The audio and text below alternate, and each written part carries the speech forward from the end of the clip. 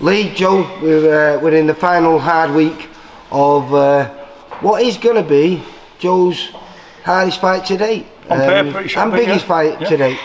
Definitely. Because he's getting in with a kid who's 4-0, unbeaten. And he's decent kid, good amateur kid. All right. Yeah. I don't think he caused me problems. Well, that's what we're going to find out, isn't it?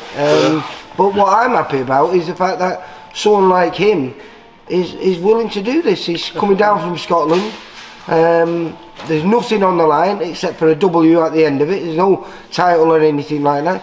Two unbeaten kids fighting on a small hall show. Well, he was offered the fight before Christmas, and he said, "Let me get this out the way and come back out the next." Because he just fought Quinny, didn't he, last time out? So he said, after Christmas, when we get the next one, he'll be down, and he stuck to his word, and he fancies it, and he's coming out. So good on the lad. Yeah, so there's not enough for me. Well, I said there's more 50-50 fights coming now. Well, I mean, on the show that we're talking about in Wigan on March the 18th, we've got the final of the VIP Super Welterweight tournament, which has now been upgraded to not only being the champion of the little tournament, but also the Central Area title. Good boost for them both, that, and a good boost for the show as well. Yeah, and we've got the kids that were the in the semi-finals fighting one another in like a playoff. So it's a must win fight for Owen Kirk or Casey Brown, because to continue with their career and to be known as a prospect.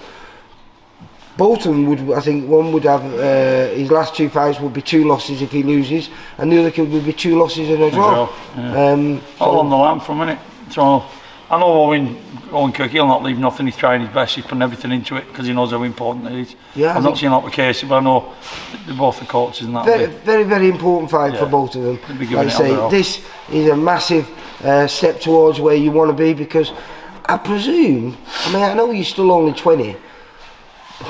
But you're making it hard for us to match you, and so I presume at some point we'd love to see him progress to the big stage and maybe fighting for a title before the end of the year. Well, he's definitely. Yeah, let's get this fight out way first. He knows what he wants, and we've got a few things. Well, this is the first step towards it, isn't it? Yeah, but it's no good talking about stuff until you do these fights, isn't it? So let's see what Josh brings, and I'm expecting him to bring his best game. That's why we prepared as well as we've ever done. But well, I've just been watching today, both looking sharp. Like I say, a lot of the hard work's done. You've got one tough spar to do, and you've been moving around with some of the VIP's best lads, who are on that next level to where you want to be.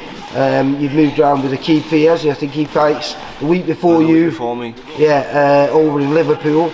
Again against a good kid, Dean Dodge. I think he's 9-2. So he's got a good test. And then a kid who fights the week after you on the Channel 5 show, Kane Gardner. You've been doing loads of rounds with Kane, and I rate Kane highly. He's a big strong lad as well, Kane, and he's one of the fittest boxers. He's a good boxer. Yeah, he's got it all, Kane. Okay. So he's got a good mix of everything. He's a good boxer. He's got a decent amount of power. His engine's unbelievable. He's strong as anything, and he's big at the weight. So everything he needs against him.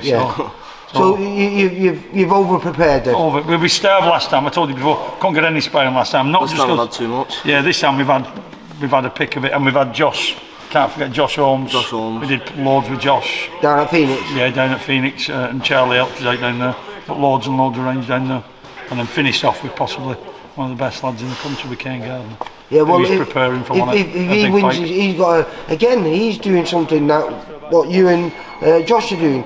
They're fighting one another on a high risk fight for very little reward, if you know what I mean, except for a W at the end of your name. Because he's fighting Conor Walker. Yeah. And that'll be a great fight. It'll be a great fight, but there's no title on the line. But the hope is that he gets to stay on the big stage, and the title will come in his next fight if he wins. Yeah. Good fights have got to be done, haven't they? Got to be done. These fights have got to be. It's no good, like I say, you can fight 20 journeymen and keep going and eventually get a pick of title because you've been there that long, or you can fight decent kids and force your way up there. And I think that's the best way to do it, isn't it? And for everybody else, you have to do it because you can't get any more fight. So it's got to be done. Nice to be, because I mean last time out he was in Wigan, you did another 6-rounder. What's his name? Medina, something. Medina, something like that. Very tough kid. But you put him over. Did you put him over early? No. No, I rocked him for early doors. It was 60-53 though, wasn't it? So it must have. It was good. He was just a dominant. I remember you picked up your first cut though, didn't you? I butted me, didn't I? And yeah, I remember there was a few tears afterwards, weren't there? With stitches, yeah, I didn't like it, did I? Scared of needles. But like I say, everything seems to be going in the right direction. So nice to get a very, very meaningful fight so early on in the year, which means that if you do come through it, and there's a big if, like you said, we'll find out whether he's unbeaten for a reason. Yeah. But he's only beat the people that he should have beat. Yeah. Then again, we can say that the same about you. You've only beat the people that you should have beat. Well, it's you beat him, innit? It's how you beat him. But you have stopped 4 of them. Yeah. So, where he's not got any stoppages.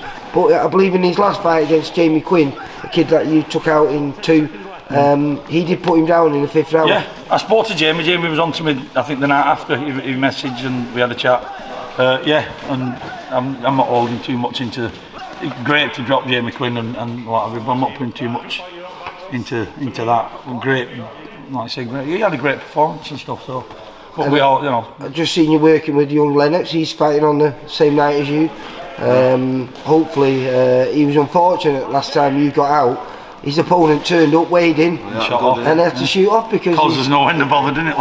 His little lad was poorly, so he had to shoot straight back home and go to the hospital. And Brett's not like that. Brett's, No, Brett Final, which would have been a really, really good test for young Lennox. It's not the fight I wanted at the time, but we had the thing. It was a step up. But this time this time he's got his opponent. He should have had then Mohamed Al-Raf. So and Lennox is stepping up to his first 6-rounder, which I think you've done 3 prior to this one. 4. You've done 4 before this one. Yeah, he's done 14. Yeah, because you've 3. There's a pull out at the first Wigan show he did, wasn't it? And he stepped up to 6 on that one from a 4. So realistically, you should feel confident. And if everything goes the way we hope it's going to go, and the way we believe it's going to go, and you move to 8-0, I presume your next fight might be an 8. Hopefully. Yeah, so we just see what Steve said. We're not rushing. Steve knows what he's doing.